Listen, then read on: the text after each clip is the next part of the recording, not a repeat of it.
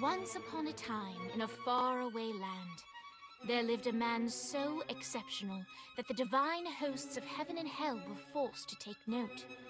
A man dangerous enough to bring Satan to his knees, but selfless enough to make God himself raise an eyebrow. How did this come to pass? Well, it all began at a very special birthday party for a very special young lady. Surprise! What is all this? It's your birthday, Kinsey. So? You've never been to a birthday party? No. Well, like not even growing up? I went to the School of the Americas since kindergarten. We didn't really do birthday parties. But you celebrated Christmas? I don't have to explain myself to you. Oh, Kinsey, this is going to be so much fun. Xinjai made a cake, Jane Austen is here, we'll play some games. What sort of games?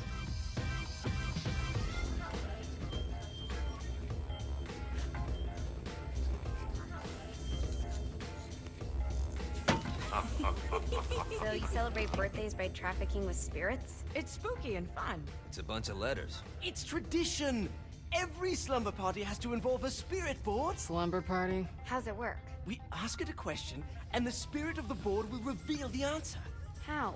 Yeah, someone pushes the pointy thing to wherever they want. Wait, can we go back to you and your slumber parties? No time. All right. Everyone put their hands on the cursor. Cursor. I feel the magic already. All right. Will the President/God Emperor for life ever choose a partner to reign alongside them? No. Ooh, someone's getting married. Shut up, Matt. Who will tame the president's wild heart? What are you guys trying to spell? I'm not moving it. That's the spirit, Kinsey. I'm serious. I'm not moving it either. Neither am I. Jezebel? Who the fuck is...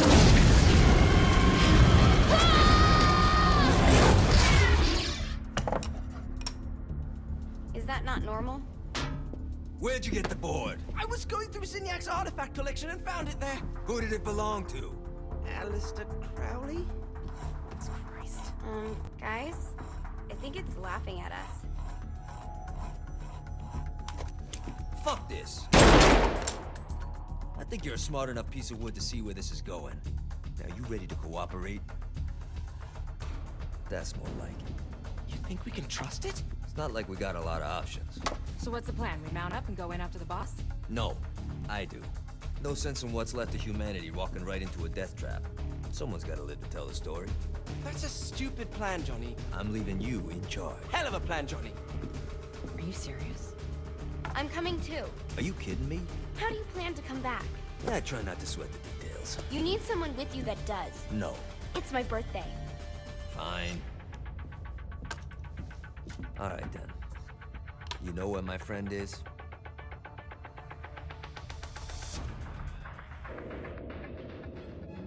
True to its word, the spirit board opened up another portal and sent Johnny and Kinsey screaming into hell.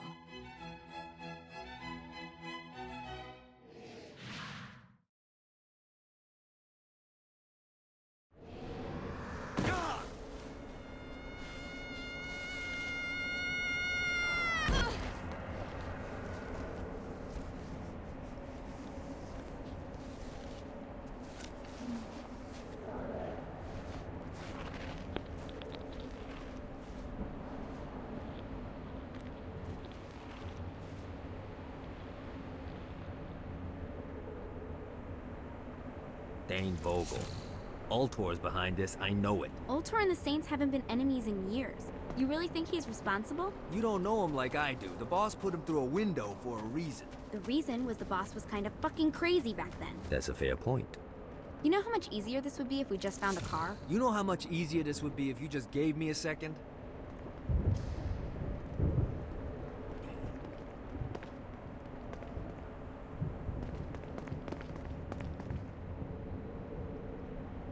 Alright. Now how are we gonna find the Eltor building? Big No radio. building down here, giant Ultor sign on it. I don't think this is a problem. I'll buy that.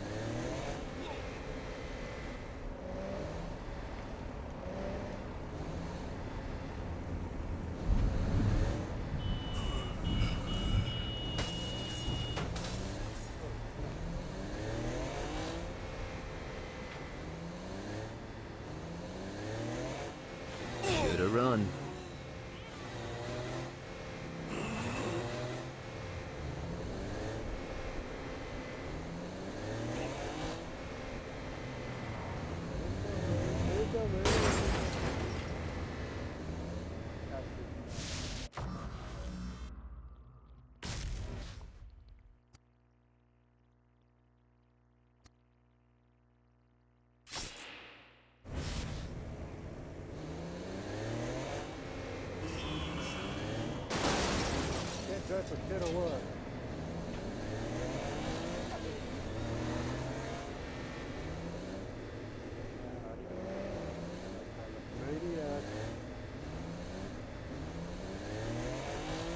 Look at us.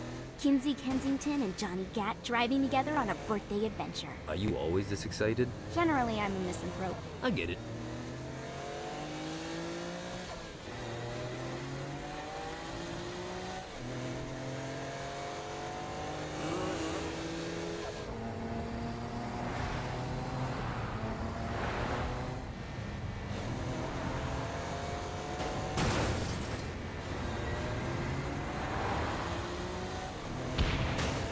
This is hell. Not as bad as I thought. It kind of reminds me of Steelport.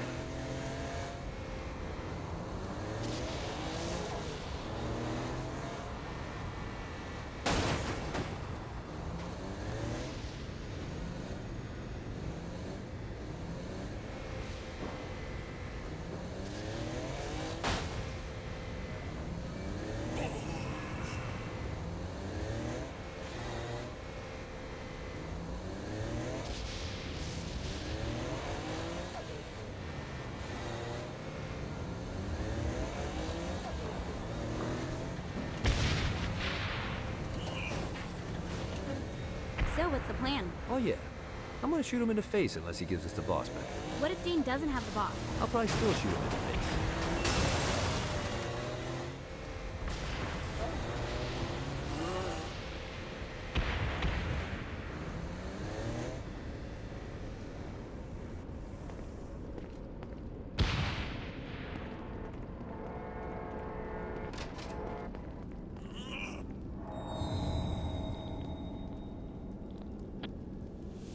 Welcome to hell.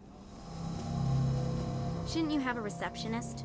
Such is the plight of eternal damnation. I have a feeling you didn't come here to catch up.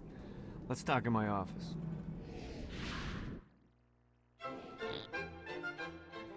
Not even death could stop the enterprising Vogel, who wasted no time in setting up an Ultor branch in the bowels of hell. Dane was eager to fill Johnny in on the ever-shifting politics of land rights in the underworld. But real estate mattered little to Johnny, who only cared where his friend was. Where'd you put the president? I've been trying to explain that. I didn't take them. Bullshit. You expect me to believe you just happened to be the first thing we see in hell? Maybe it's just me, but your thank you sounds more like an accusation. That's probably because he plans to kill you. Okay. I get the trust issue. The pieces all came together. The president had caused more chaos and destruction than any other in human history. It was only natural that Satan would want them to marry his daughter. They needed a plan, and Johnny had one. I'm gonna shoot the devil in the face. I think you might be skipping some details. No, I said in the face. I like the commitment, but you gotta find a way to get close enough to him in the first place. When's the wedding? I'll just show up and then you'll shoot him in the face. Sorry, but it's a little more complicated than that. These things are tied to the soul. You won't be able to enter without one. So how do we get one? You get his attention. I know some places that are of particular value to the father of the bride. You hit those, you'll get your shot. Wait, why would Satan give out an invitation for destroying his stuff? Oh, he won't, but it should piss him off enough to get him to attack Johnny personally. Either the devil kills Gat and Ultor gets the construction contracts to rebuild what was destroyed, or Johnny kills Satan and I'll have to pay less taxes. It's pretty win-win. That's why you're helping us? To make more money in hell? Hell's what you make of it, sweetie. Works for me. What you got? All right. Satan had entrusted the day-to-day running of hell to 5 archdukes, and Dane knew how to find them all. But beyond that, not everyone in hell was content to go along with Satan's status quo. There were others who shared Dane's ambition for power, and the Ultor mogul knew that the key to unseating Satan lay in gaining their aid. But before Johnny set out to wage war against the Prince of Darkness, Dane had one final gift, an artifact that he had spent fortunes on. Lucifer's cracked halo. This holy relic granted Johnny the majestic wings of the Morning Star. However, he still needed help in learning how to use them.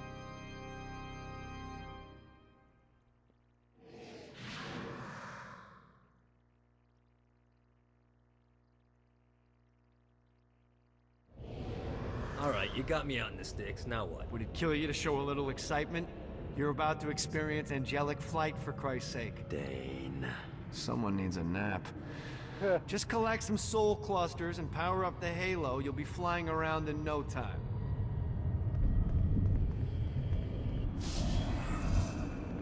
Someone needs a nap. Great. Now you should have just enough clusters to power up your halo.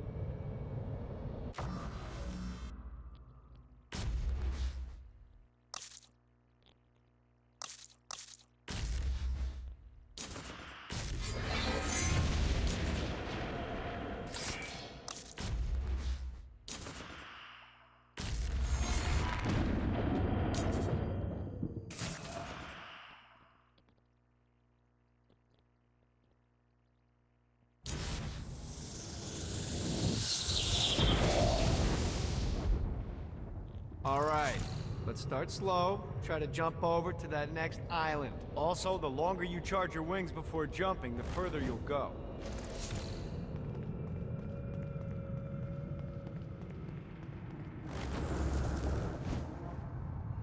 Hey, you didn't fuck it up. Good job. Now get up that cliff.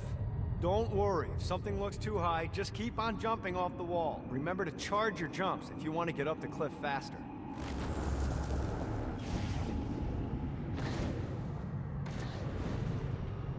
Now it's time to fly.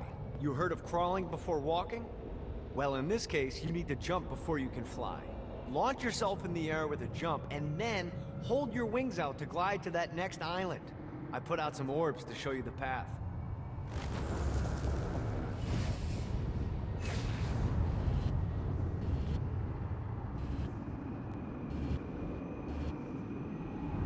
You'll have to dive to reach the next island. Do that by pointing your head down. Don't worry, the rest of your body will follow.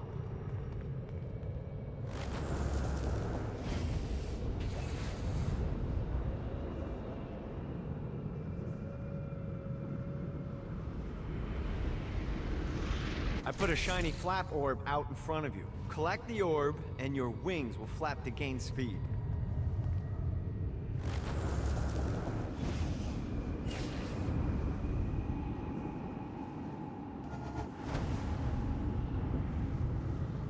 Alright, now try flapping those wings on your own. Do a flap on your way to the next island.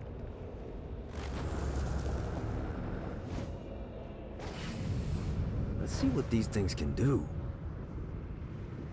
The exact opposite of diving is climbing. Climbing will slow you down and eventually cause you to stall. And trust me, stalling sucks. You can flap while gliding to gain additional speed. So the faster you're going, the higher you can fly. Now try to reach the island up there.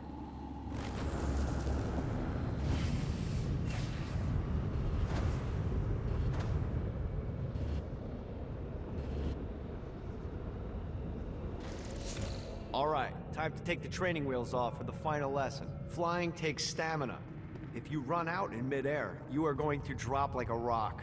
A stupid, stamina-less rock. Last island is right under those lava falls. Notice how your stamina drains the longer you glide.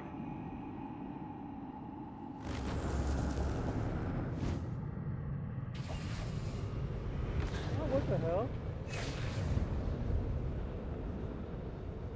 Oh, shit.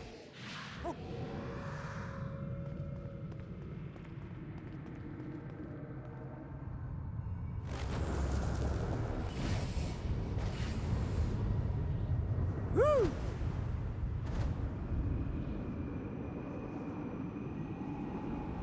Let's get you back to the Ultor building. I want to run through all the stuff you can do to hurt Satan. Sure thing. See you soon. Here's the deal. If you want some FaceTime with Satan, you need to get his attention. Now, Satan hates being challenged, so anything you do to undermine his control is good. Fraud, mayhem, shooting demons in the face, anything. You can keep track of Satan's wrath with this handy meter. Get it high enough and you'll be having drinks with Big Red in no time. I've compiled a list of shit to do, so take a look and do whatever sounds fun. Oh, one more thing. We have some potential allies down here. Trust me, you want to impress them.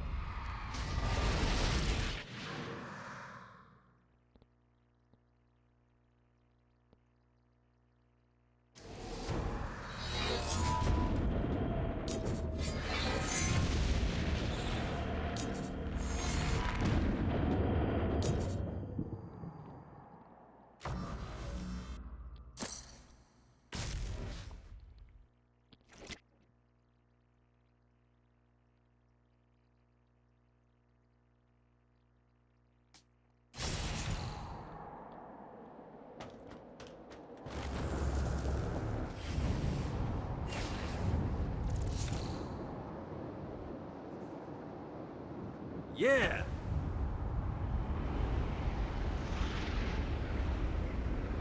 I hope there's not something ridiculous like 100 of these to find.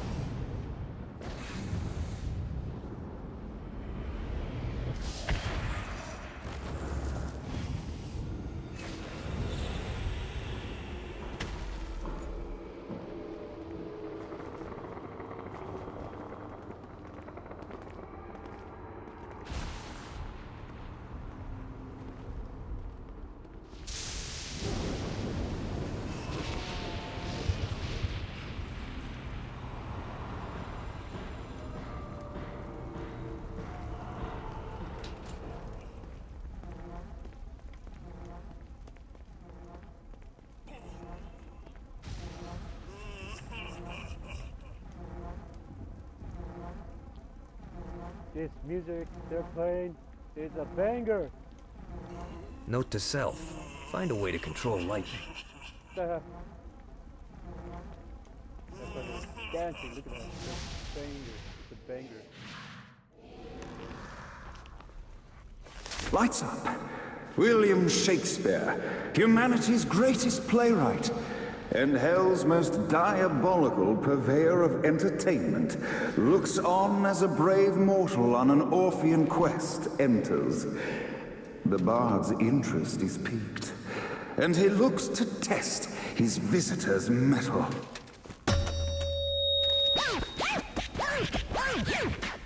The masked tragedies were used to enemies cowering as they approached. But soon they realized that they faced a foe with courage and nobility, traits uncommon in the fires of perdition.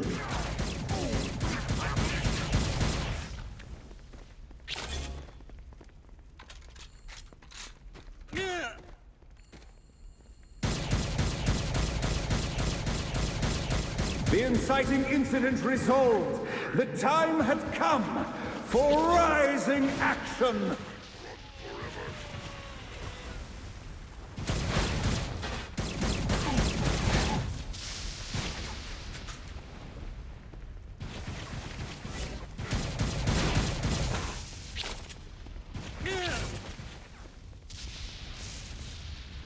The battle raged on below, and as bullets and blood flew, the bard arched a curious eyebrow.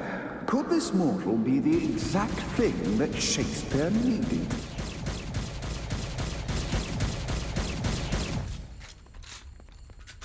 Never should have fucked with me. I shall win. This battle is far from over, mortal. Arise. And now, Act 3!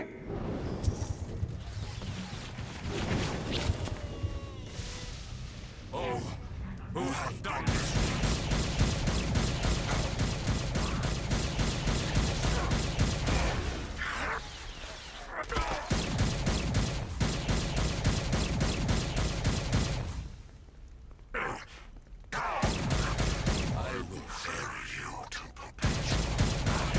The conflict resolved, Shakespeare eagerly awaited meeting the champion that dispatched so many of his men. Undoubtedly, they were here for the Bard's aid, and while happy endings were not a thing found in Hell, Shakespeare always had a soft spot for comedies.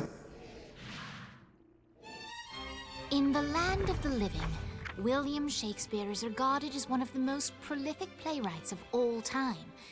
However, to the denizens of Hell, the Bard is seen in a far different light.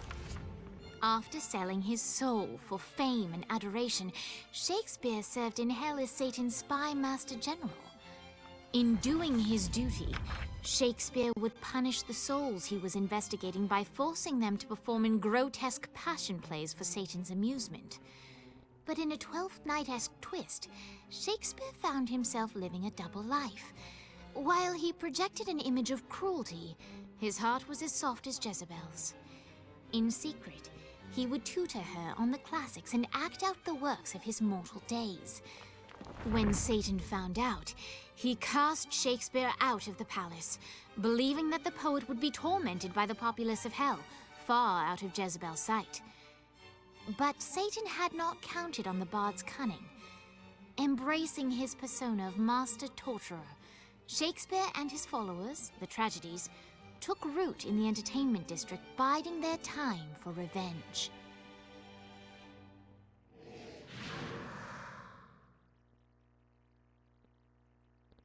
And so Shakespeare called forth the Deus Ex Machina to bestow our protagonist with the arcane power of Force Stomp.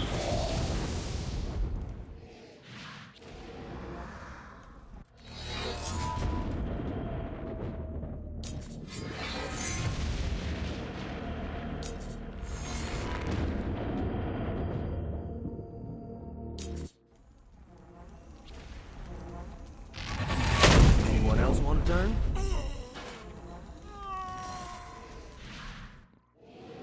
Lights up. The mortal stands in the training grounds, eager to try out his new Force Stomp power on the group of demons in front of them. Act 1, Scene 2, in which our protagonist kills more demons. Act 2, in which our protagonist is greeted by foul imps.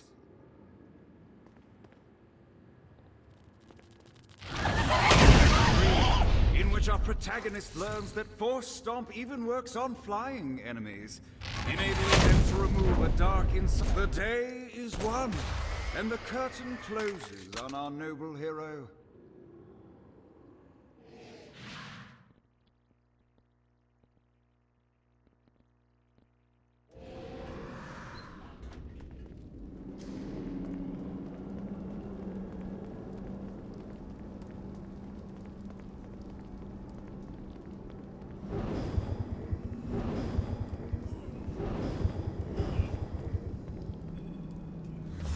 Don't mind if I do.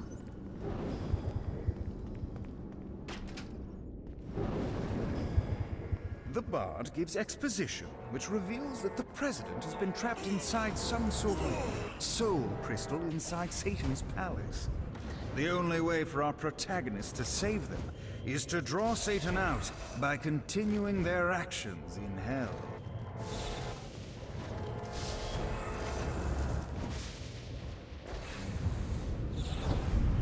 On to the next one.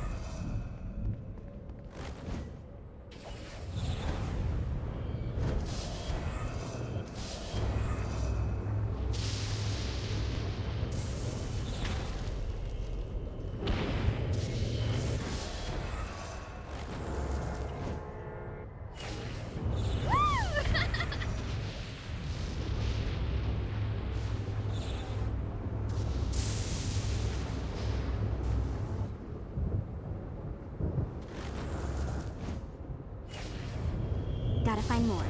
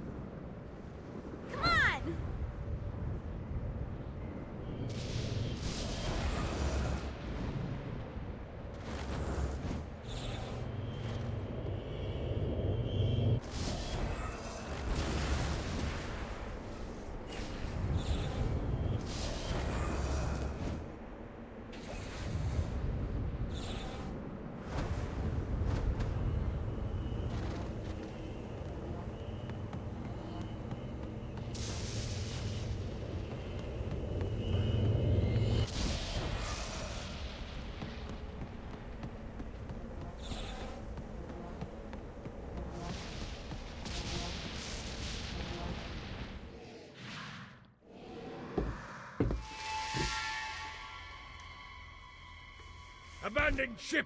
We've been boarded!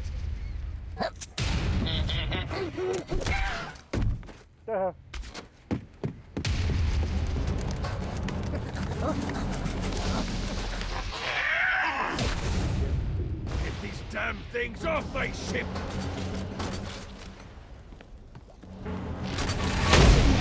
With my crew anymore. I am the scourge of the seven seas.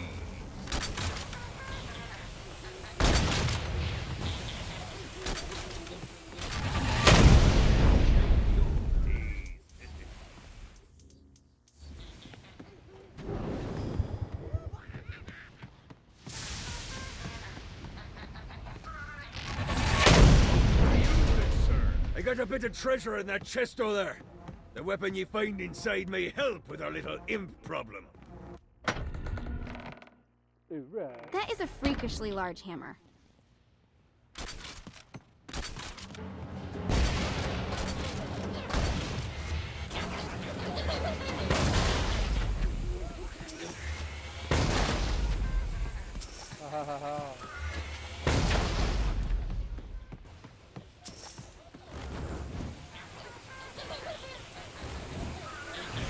I summoned these imps to serve as my crew. I forgot what a handful they could be. I was Once happy aboard, when people forgetting they I wouldn't exist. listen to their The captain. motherfuckers always They ran gotta amok bring in up the the bowels of the past. ship.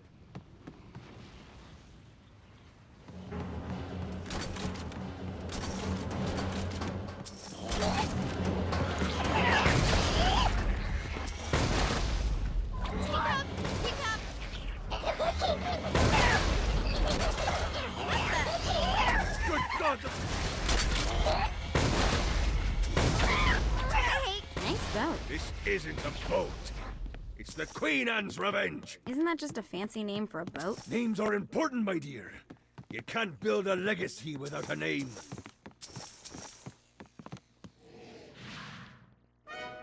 Zinyak's destruction of Earth had a profound impact on the afterlife.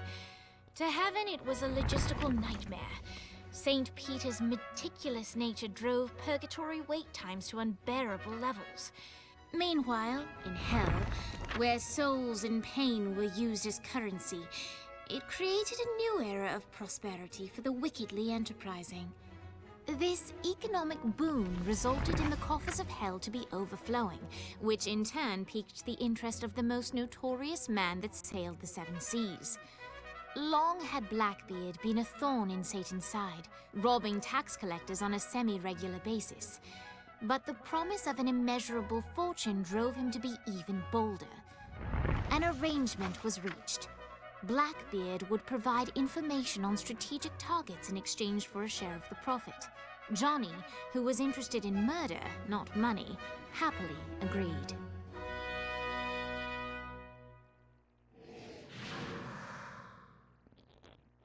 I grant ye the ability to summon my crew whenever they're needed.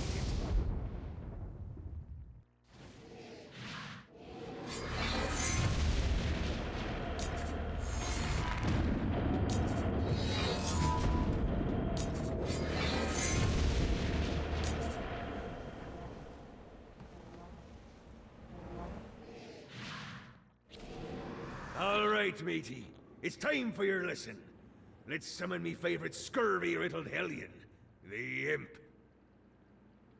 Why don't you start off by summoning an imp to take out those enemies?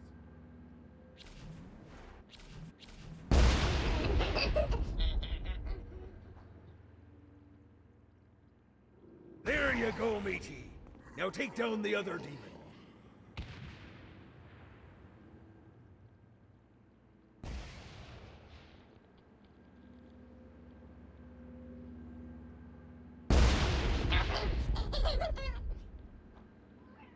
Those little ankle biters are vicious. Now let's practice your aim. Take down the demons on the islands.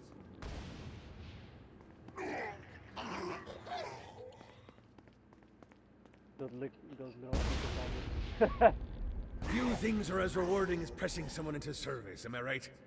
Now get going. There's a whole wide world waiting to be plundered.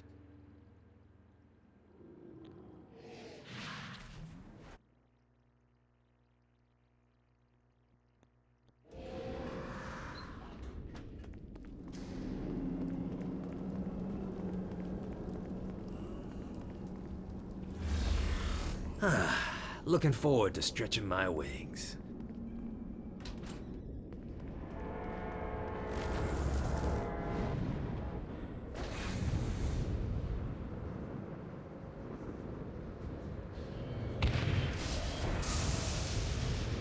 Got it. Gotta pick it up.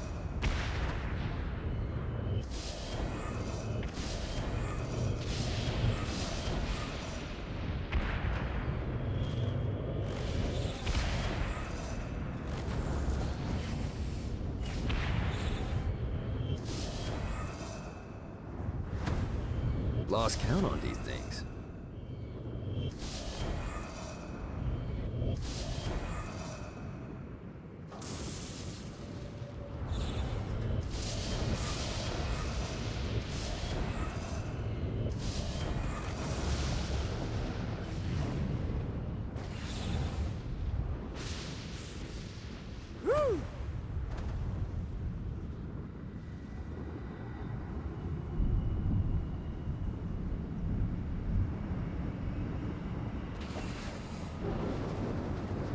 Off the bike. Who can save you?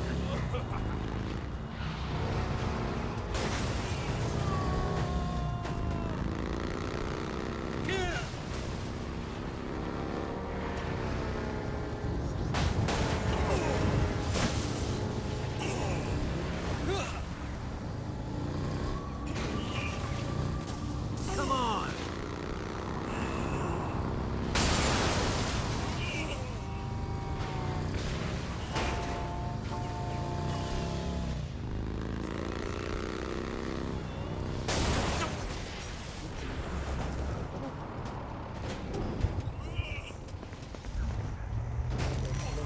I'm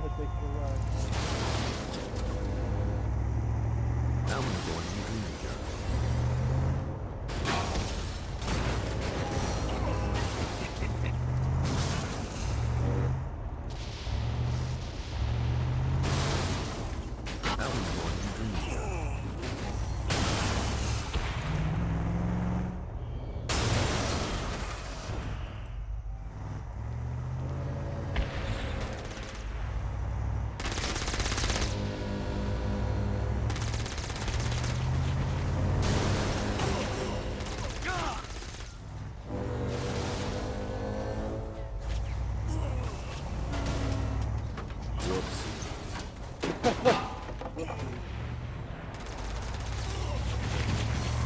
Anyone else want to turn?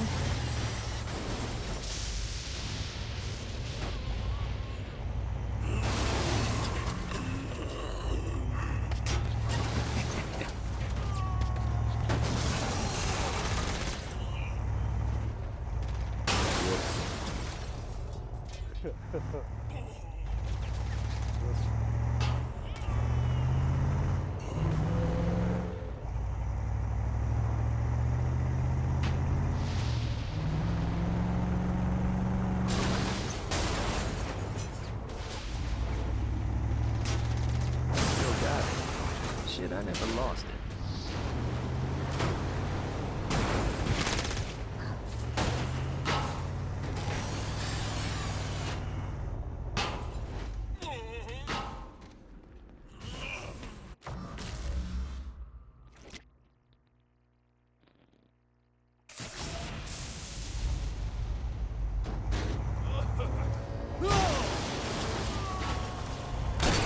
I don't want to fight you, Johnny. Let's play.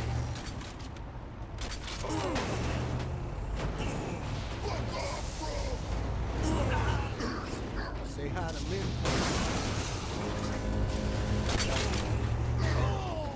That was a long time. Stand tight.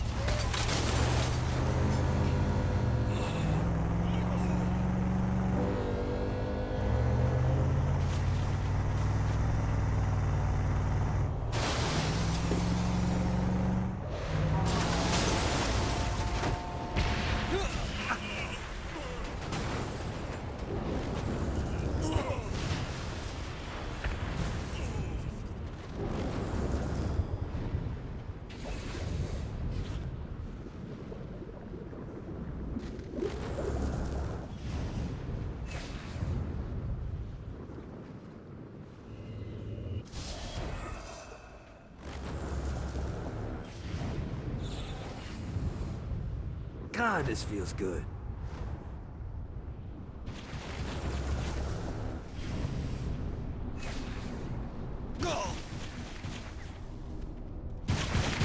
Your struggle yields nothing. Submit to the Demon Lord.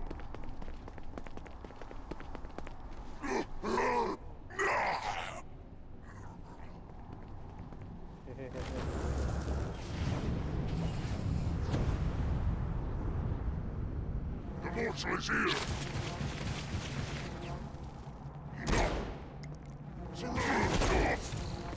Who's laughing now?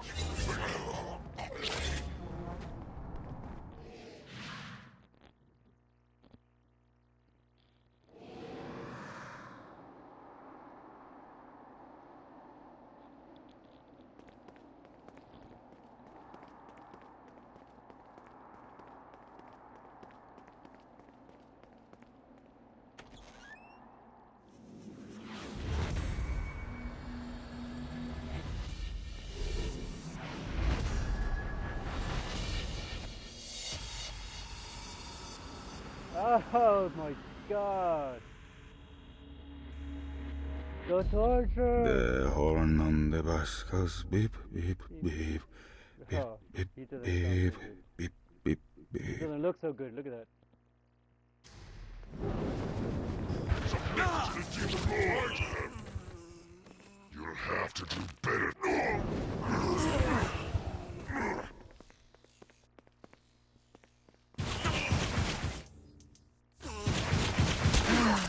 Life is good.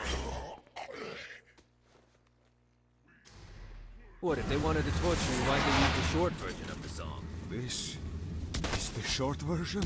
Oh yeah. The wipers on the bus go swish, swish, swish. The hobo on the bus goes heh, heh, heh. My mom had like 80 of them. Surround the mortal.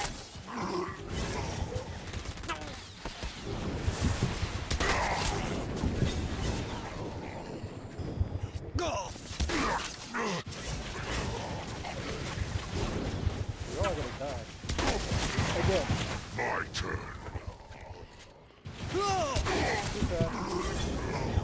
None can bind.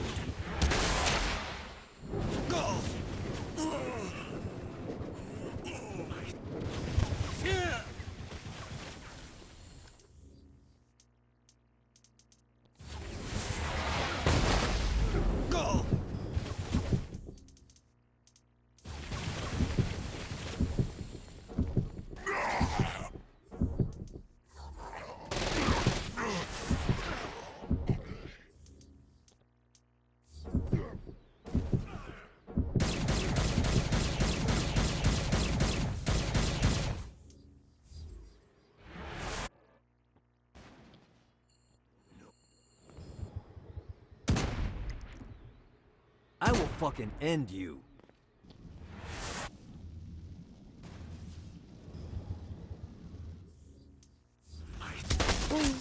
Peekaboo.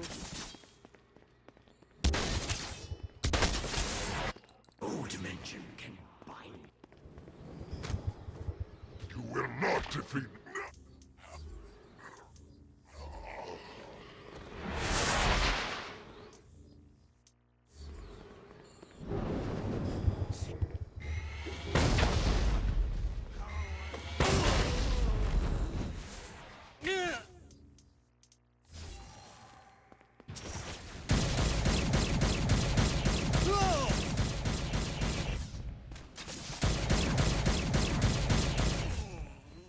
We must end this infernal music!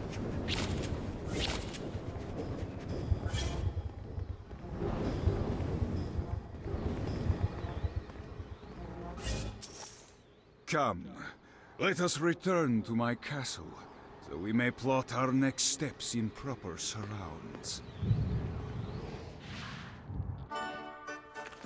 Johnny led Vlad back to his castle, which since his incarceration became a haven for frat parties and squatters.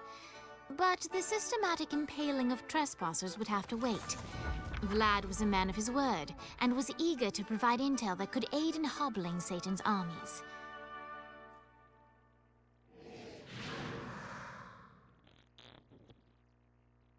bestow upon you the Stygian cold fire.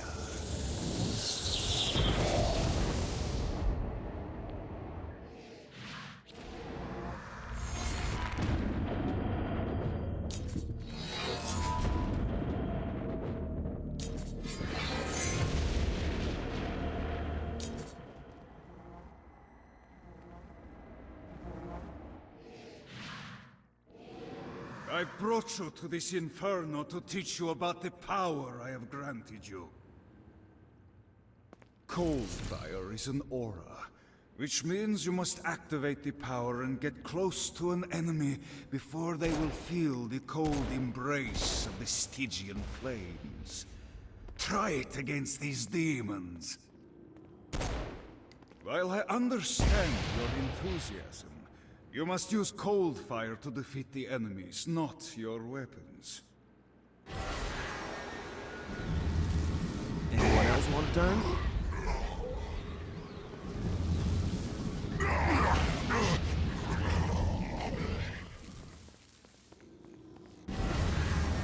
Well done. Now here comes a Dark Inciter. Use your aura, then get close to him to take down his shields. From there you can finish him off with your pistol. You've done it. Doesn't it feel good to watch an enemy burn?